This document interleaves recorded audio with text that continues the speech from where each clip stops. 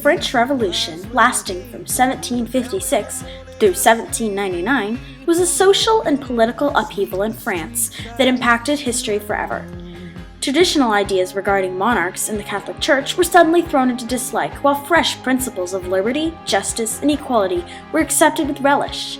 The royalty were horrified, causing a counter-crusade that restored the monarchy. However, many reforms became permanent in France thanks to the sacrifice and determination of the leaders of the revolution. Listen as the crowd would sing. Now the old king is dead, long live the king. 1 minute I held the key. Next the walls were closed on me, and I discovered that my castle stand upon pillars of salt. Napoleon Bonaparte was born on the island of Corsica in 1769. Since his family had received French nobility status when Corsica was made a province, Napoleon was sent off to France in 1777 to study at the Royal Military School located in Brienne. He spent a year in 1784 studying at the École Militaire and graduated as second lieutenant of artillery. Soon, he was swept away to Valence on a peacetime mission.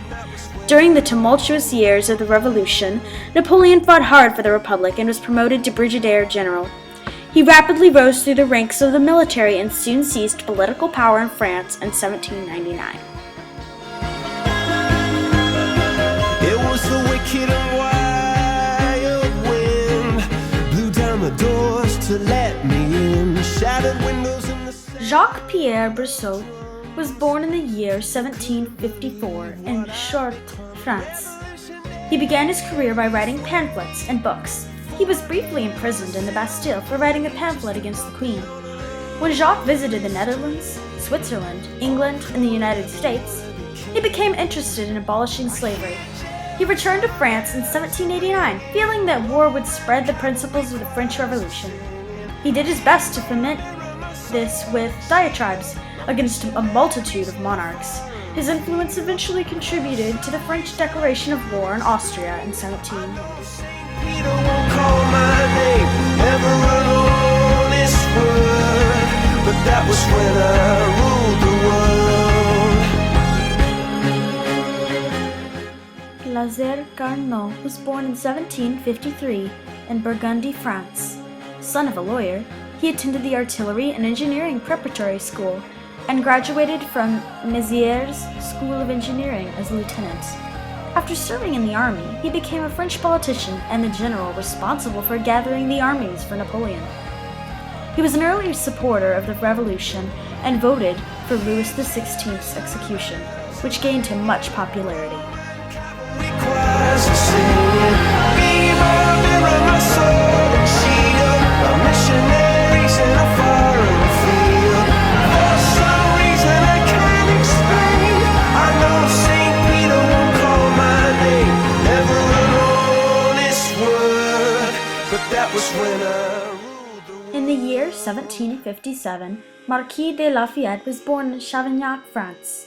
He served in the Continental Army under George Washington during the American Revolution. However, in 1788, Lafayette traveled back to France and proposed that the French Estates General hold a meeting.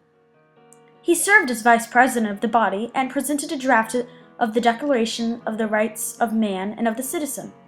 Lafayette was then appointed commander-in-chief of the National Guard. He attempted to maintain order during the French Revolution, but was hated and persecuted. In 1792, he tried to flee to the United States, but he was captured and spent over 5 years in prison until Napoleon Bonaparte released him.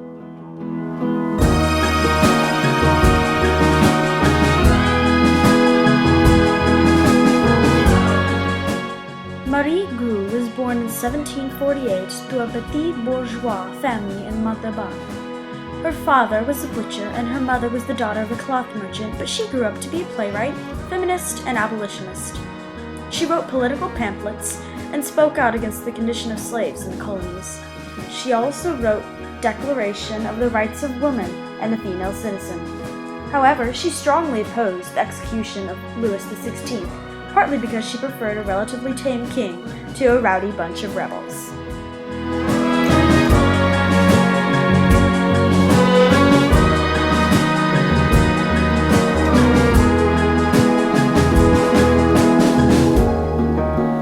This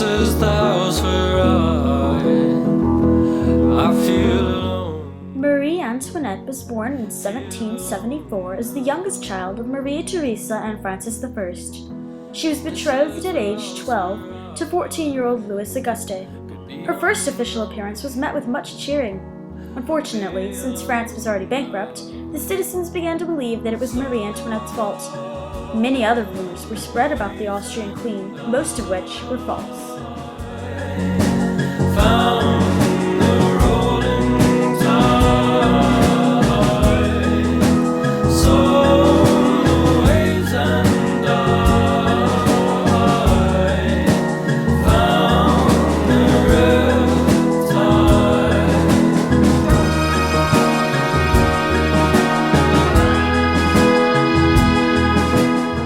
In 1758, Maximilien Robespierre was born in Arras, France. He attended school when he was 8 years old. Then he trained as a lawyer until he was 23. After Louis XVI's execution, he strived to defeat all other enemies of the revolution. He then started a de-Christianization campaign, hoping to dispose of the symbols of the clergy and send his opponents to the guillotine, even other revolutionaries.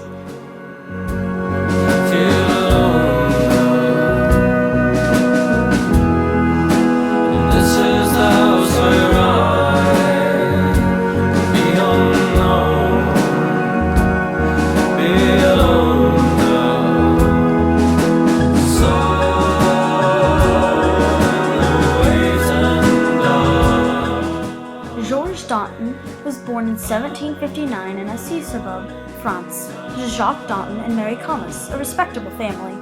He married Antoinette Charpentier and later Louise Sebastian Gély. He had 2 sons. During the French Revolution, he was the president of the Cordulers Club, which believed in popular sovereignty. He was against the royal court. He led the storming of the Bastille, and at the massacre of the Champ de Mars, Danton was partially behind the crowds that gathered there.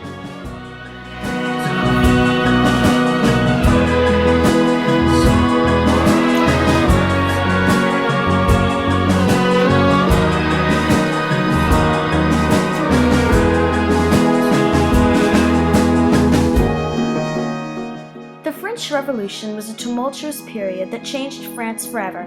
Today, the people of France still celebrate the storming of the Bastille on Bastille Day, July 14th. The leaders, deceitful or not, did alter the course of history and how the country was ruled.